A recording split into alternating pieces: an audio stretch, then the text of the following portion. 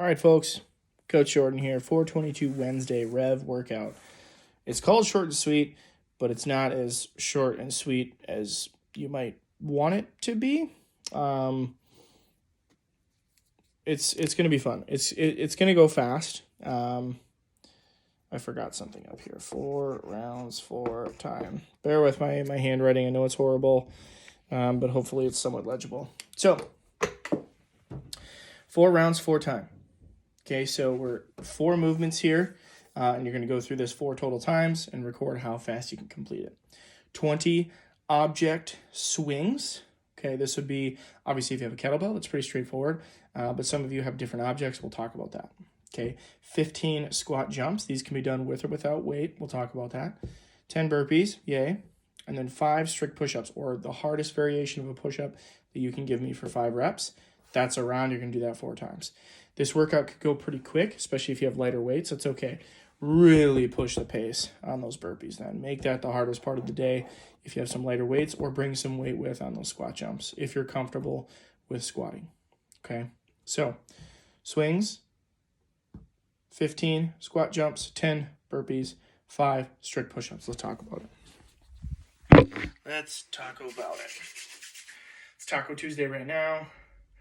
Didn't have tacos, but that's okay. Dinner was delicious. Short and sweet. I imagine this workout is going to go pretty fast for most of us. So let's talk about how, if you're into shorter ones, I know most of you Rev folk like them a little bit longer, because that gets us into the fat burning phase and helps us lose weight, which is a great goal for a lot of us. But there's certainly times and opportunities, like with a workout like this, where it might go pretty fast, to push ourselves to go physically faster, and allows that intensity to be a little bit higher. Intensity also equals results. So 20 object swings. Let me grab my kettlebell here. I didn't come prepared. We're all pretty familiar with kettlebell swing. I imagine we've been doing a lot of them. 20 of them today, bigger number, but let's do them unbroken. Okay, even if the kettlebell that you have is a little bit heavier, hang on. Get through those 20 reps. Okay, starting position. Hips are in line with my shoulders, and my back is flat. Okay, see a lot of folks with a butt too high or a butt super duper low, like they're ready to squat and explode this thing up through the ceiling. Butt is above my knees, my shoulders and hips are in line, pulling that kettlebell to my hip crease on that first swing, and power through. Squeezing that butt, pushing those hips to that squeeze point, right? If I just said, hey, squeeze your butt, that's the point where our hips should stop. They should not go beyond that. Okay, so when I squeeze my butt, shoulders, hips, heels, about everything is in line in this position. That's all I'm coming to with that kettlebell. Then that momentum carries that kettlebell out front. Okay, I see a lot of folks, even with the slightest hip hinge forward, that's an immediate engagement of our lower back and not very comfortable in the long run, especially after we do 80 kettlebell swings. Okay, so squeeze your butt, bam, stop your hips right there. Let your hips do all the work, and then once we get to that stop point, no need to push our hips any further. Okay, 20 of those. Squat jumps, 15 of them. Movement we've done quite often. We didn't really incorporate that much into the gym, but it's a really good way to be a really intense movement at home. Okay, so squat jump, you're physically just going to do an air squat and use the momentum coming out of that leg drive, kind of like you would a wall ball. Right? When you're throwing a wall ball, you're using that momentum as you're driving out of that squat to help you press. Well, the momentum coming out of the squat here is just going to help us jump. Okay, on Monday we did some explosive or high jumping burpees. Pretty similar movement here, except we're separating the jumps and the burpees today. Okay, so 15 squat jumps. I'll do 2 of them here just so you can see. I'm still focusing on a nice good depth of my squat, still keeping my chest upright, right? I'm not doing my Mr. or Mrs. Pac-Man squats, right? Where I just have a slight knee bend, drop my chest, and try to jump up really high. We're still focusing on the squat, okay? So good air squat and jump. Good air squat and jump. Control the bottom portion of that movement so that you're not fully extending your hips. Sometimes when I see squat jumps, I see something like this. Okay, where I'm never truly standing all the way up. Everything that we do, or 99% of what we do, involves hip extension, right?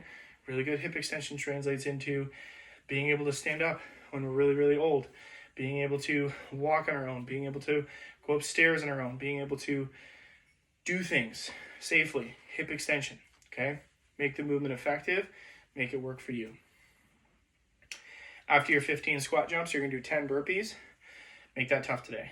I forgot to mention, if you want to bring some weight with on those squat jumps, you don't see it very often, but a single light dumbbell out front as you squat and jump could be the difference from being a hard workout to a really, really difficult workout. Okay, so if you're confident in that movement, bring some weight with. 10 burpees, we're all familiar with that. I did a bunch of those today. I don't need to do it. Then 5 strict push-ups. Okay, hardest variation of a push-up that you can do is what I'm after today. If those are push-ups from your knees, totally and always will be acceptable, but I want full range of motion. Okay, if you look at me from the side here, there's a difference between a full range of motion. I'm going to do one, and then I'll do another one. All right, and the biggest difference is my stopping point, where I decide that I'm going to come back up. Okay, I don't want you to pause. I want you to get all the way to the floor, even if you need to take a quarter of a half a second to rest at the bottom, and then press all the way up. I'm after full range of motion for these 5 reps today. Okay, so 20 object swings. If you have a kettlebell, that's pretty straightforward. If you have a dumbbell, if you have a torpedo, you can swing that object, but you're just going to grab onto the head of that object. So with my 15-pound dumbbell, I can grab onto the sides and still drive and extend my hips to send that object forward. Okay, slam ballers, you are going to do slam ball to the shoulder. Okay, so my 20 object swings, if you don't have a dumbbell or kettlebell, or the weights are just way too light, slam ball in the center of your feet, slam ball to my right, slam ball to my left, slam ball to my right shoulder, just picking up or cleaning it to our shoulder and setting it back down. Okay, alternating shoulders every rep. Slightly exhausted, folks. 20 object swings, 15 jump squats or squat jumps, 10 burpees, finishing with 5 strict pull-ups are the hardest pressing variation you can give me for 5 reps. If you folks have any questions, come see me. That workout is 4 rounds for time. Get after it and have fun.